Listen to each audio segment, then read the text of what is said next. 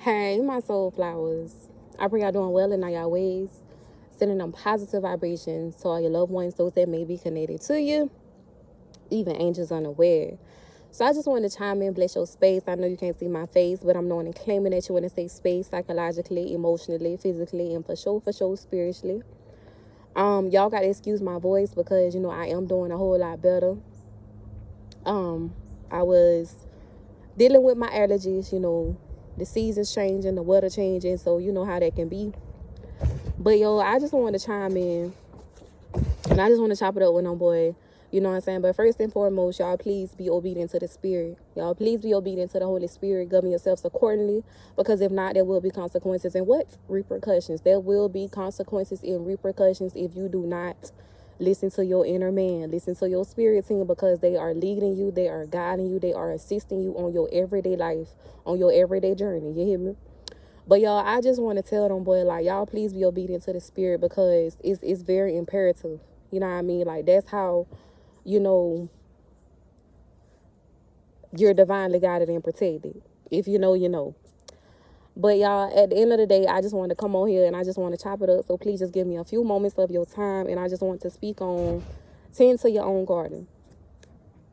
Tend to your own garden.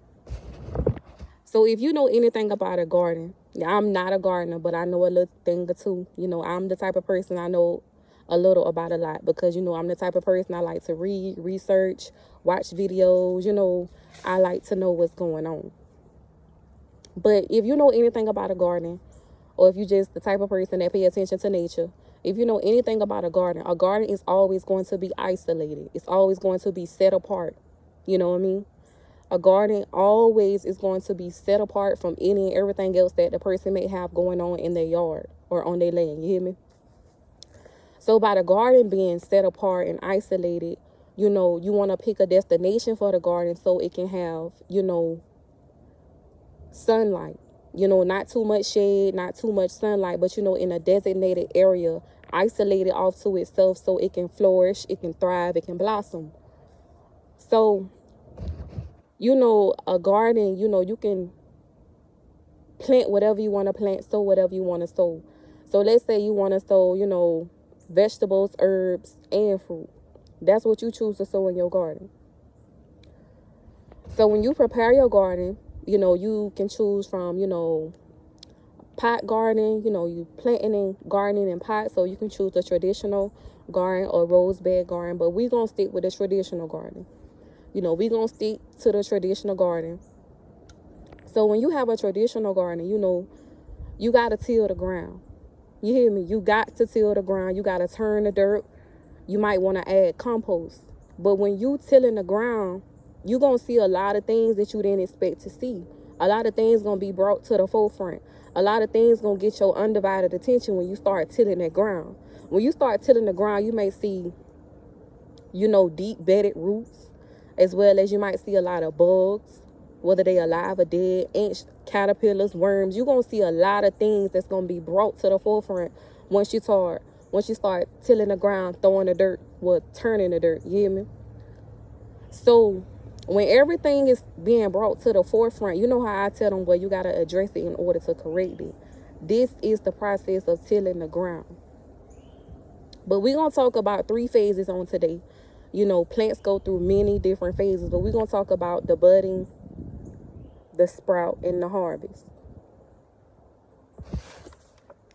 So, when you bud, when there's budding taking place during the process of the plant, being brung forth, the budding is the beginning and showing signs of promise. It's a stage of development, like becoming larger. It's changing, it's transforming. When you're budding, it's progressing, maturing. It's going through like an initiation, evolution, and growth. We do all those things like we are just like plants. That's why I relate to y'all as soul flowers, because that's exactly what we are. We all grow at different rates. We mature at different rates. We transform and evolve at different rates. That's the budding phase. Then you sprout. So when the plant sprout, it is growing. It springs up, it comes forth, meaning it blossoms. You can see what it is that you done sowed, what it is that you done planted. Then after the sprout, you know, it harvests. It's time to reap your harvest. You don't reap what you sowed. You're going to gather and collect your produce, your items that you, well, not items, but the products that you've grown. And, you know, the reason, like, this was given to me, so I just hope I'm making a whole lot of sense. You hear me? Like, I hope I'm making so much sense. But when you tend to your garden, you basically tend into yourself. And when you tend to yourself, if you want to transform by the renewing of your mind, meaning turning that dirt, doing away with the traditional way of thinking, you know what I'm saying? Everything that you've been taught, you got to do away with all that. You know what I'm saying? You got to address the issues that's being brought forth when you're turning that dirt. You hear me? When you adding compost to the dirt, because you want to build it on fertile ground, on a solid foundation. So when you turn in that dirt, as I gave y'all the example earlier, you're going to see like a lot of, you know, deep roots, as well as, you know, worms, ants, things of that nature. So relate to this as when you turn in your dirt, you addressing things. You get into the root of the issue. You addressing the mama daddy issues. You addressing the abandonment issues, neglect. You addressing who you are, where you come from. How did you get the way that you are in this present moment in time? You hear me? That's when you're tilling your ground, because you want to build it on a solid foundation. So after you done did the groundwork, you know, it's time to sow the seed. What are you sowing? You got to ask yourself on today, what are you sowing? Are you sowing peace, abundance, integrity, dignity? Are you sowing truth and wisdom? Are you speaking life? Are you showing respect? Are you planting compassion?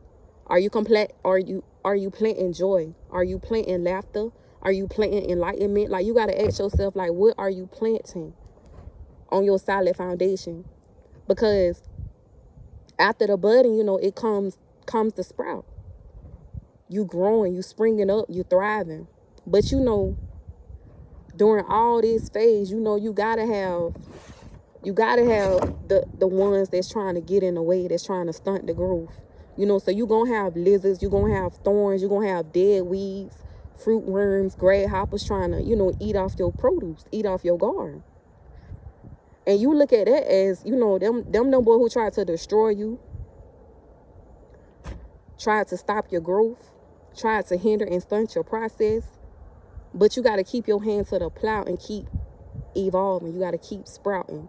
You got to keep budding, so you can sprout and blossom into this beautiful, beautiful plant that bring forth a tree that's rooted and grounded indeed. You hear me? But like I say, when you grow this garden, because family, if you catching what I'm pitching, you the garden. So you got to isolate yourself in order to transform. You hear me? You got to isolate yourself in order to transform. Meaning you can't be around who you used to be around. You can't hang around the same people. You got to do away with people, places, and things that no longer serve you, because you want your garden to flourish. You want your garden to thrive. You hear me? You want your garden to be in abundance, to be in an overflow.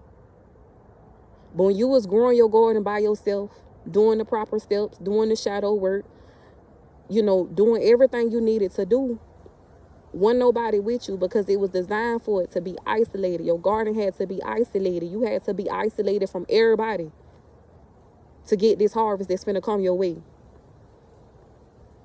So when you get your harvest, you're going to reap what you done sowed. You finna collect everything you done sowed. So that's why I say, what are you sowing? I hope you're sowing good seeds. Love, laughter, peace, enlightenment, wisdom, integrity, dignity. You hear me? Making people think, giving them insight, like sow good seeds so you can reap a good harvest. You gotta tend to your garden. Tend to your garden. Don't worry about nobody else's garden. You gotta do work on self. You gotta do the shadow work. You know, address the elephant in the room, as well as address anything so you can correct it, because you want to be the greatest version of you. You want to be that tree on a solid foundation, rooted and grounded. It ain't no destroying that tree that's on a solid foundation. I don't care how much wind being thrown at it. You hear me? I don't care what come that tree way. That tree solid. That tree, it ain't gonna move. It ain't gonna fold. It ain't gonna break. It's sturdy because it's built on a solid foundation. I am Susanna Santana. I was checking in, but now I'm checking on. And as I always say, stay forever true to you. Y'all know I love y'all to life.